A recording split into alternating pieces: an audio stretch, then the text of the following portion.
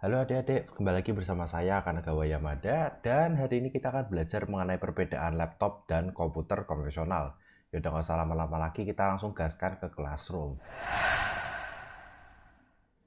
Ya ini adalah sedikit PPT mengenai perbedaan laptop dan komputer konvensional ya guys. Ya, sebelum kita mulai, tak kenal maka tak sayang, saya akan mengenalkan diri saya terlebih dahulu. Ya, nama saya Kanagawa Yamada, saya dari Virtual Teacher asal Indonesia.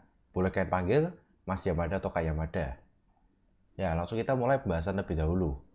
Nah, tapi sebelum kita mulai mengenai perbedaan antara komputer konvensional dan komputer dan laptop itu, kita harus belajar dari sejarah komputer terlebih dahulu.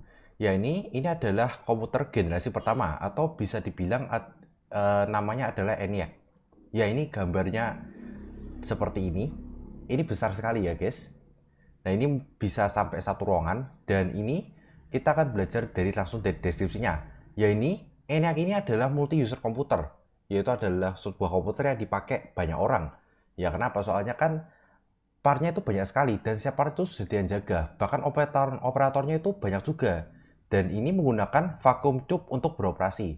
Nah, ini adalah salah satu komponen yang paling penting di ENIAC ini, di komputer generasi pertama. Meskipun vacuum tube ini itu adalah salah satu komponen elektronik yang paling mudah rusak dan umurnya juga pendek.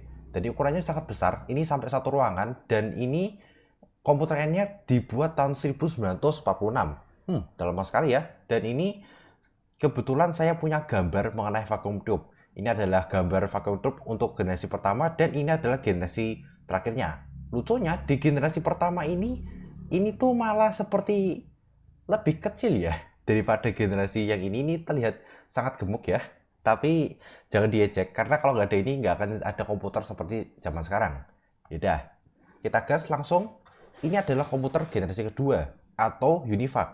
Nah ini masih tetap besar sekali dan ini juga masih termasuk multi user komputer. Nah ini mari kita perdalami lebih mengenai UNIVAC. Yang pertama ini masih multi user komputer karena itu masih besar dan itu membutuhkan banyak sekali orang yang mengoperasikan UNIVAC ini. Jadi masih bilang multi user komputer. Dan ini kita sudah meninggalkan zaman-zaman menggunakan vacuum tube lagi. Kita sekarang menggunakan transistor untuk beroperasi. Nanti sebelah kita punya gambarnya sih. Dan ini sebenarnya lebih kecil daripada ENIAC.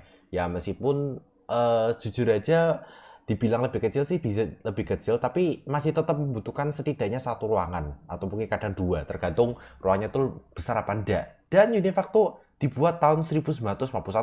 Nah ini cakep ya guys. Jadi kayak gini tadi komputernya. Dan ini mari kita lihat sedikit mengenai perangkat di dalam UNIVAC ini. Kebetulan saya punya board asli dari UNIVAC ini. Ini adalah transistor. Ini kalian bisa lihat sini, ini adalah transistor asli dari UNIVAC itu. Perlu diketahui, ini adalah transistor yang sepertinya generasi pertama pada penggunaan komputer ini. Nah ini kita akan langsung masuk ke komputer generasi ketiga. Ya betul, komputer tua yang bisa kalian lihat seperti ini. Ini siapa yang kalian tahu ini? Ini sepertinya adalah komputer milik kakek nenek atau orang tua kalian. Karena ini benar-benar sudah lama sekali. Dan ini sudah mulai masuk di kata-kata PC atau dibilang personal komputer. Karena pada akhirnya komputer ini tuh bisa dimiliki oleh satu orang saja. Dan ini kita bisa bilang single user komputer. Ya, akhirnya setelah beberapa kali perkembangan bisa dipakai untuk satu orang.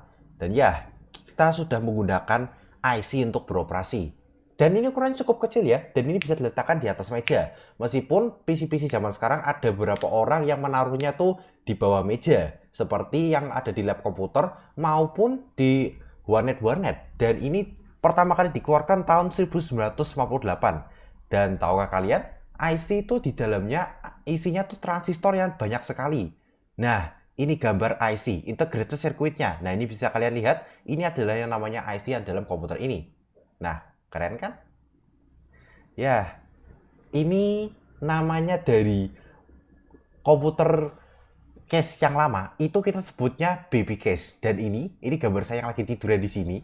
Dan ini adalah monitornya. Biasanya monitor ini ditaruh di atas case-nya ini. Kuat apa enggak? Oh iya jelas kuat dong. Besi zaman dulu enggak main-main. Ya jadi satu kayak gimana? Iya, seperti ini gambarnya. Jadi ini sedikit ilustrasi dari saya ini. Ini ilustrasi apabila BBKS ditaruh naik, ditaruh bagus di meja. Ini terlihat sedikit rapi ya, guys. Mantap. Ya. Dan ini untuk PC zaman sekarang. Nah, kita masuk pada inti pembelajaran pada hari ini. Ya, ini sekarang namanya adalah PC desktop. Ini terdiri dari dua kata, dari desk yang artinya meja dan top artinya tuh di atas. Makanya bisa dibilang ini taruhnya tuh di atas meja. Dan untuk case-case pada zaman sekarang itu sudah tidak menggunakan istilah BB case lagi, melainkan tower case. Ya, kenapa tower? Karena ini berdiri seperti ini, mirip seperti seperti tower, gedung-gedung tinggi seperti itu. Ya, dan ini termasuk PC laptop. Kenapa kok tetap PC? Karena sini salah kaprahnya. Orang mengira PC itu adalah ini.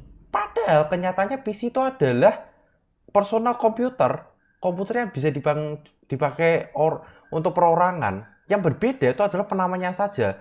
Jadi laptop itu sebenarnya termasuk PC. Bedanya laptop itu adalah yang bisa dipakai di atas pangkuan orang. Itulah kenapa namanya laptop. Kan terdiri dari kata lab yang arti pangkuan dan top itu artinya di atas. Ada beberapa orang yang bilang kalau ini termasuk PC notebook. Kenapa? Karena ini ketika dibuka dan tutup, itu bisa dibuka tutup layaknya seperti buku. Ya, ini kalian bisa coba sendiri kalau kalian punya laptop, kalian coba buka tutup lah laptop kalian tuh, kalian bisa bukanya seperti kalian buka buku seperti itu. Hehe. Tapi jangan keseringan, jangan terlalu keras-keras juga nanti patah nanti. Ya, oke. Ya ini segini dulu materi dari saya ucapkan terima kasih. Bagi yang mau download PPT-nya silahkan ada di link deskripsi. Dan ini adalah kurang kelihatan. Nah ini adalah sosial media saya dan di sana juga terlihat juga. Ya silakan boleh di follow dan boleh di like video dan silakan komen. Terima kasih.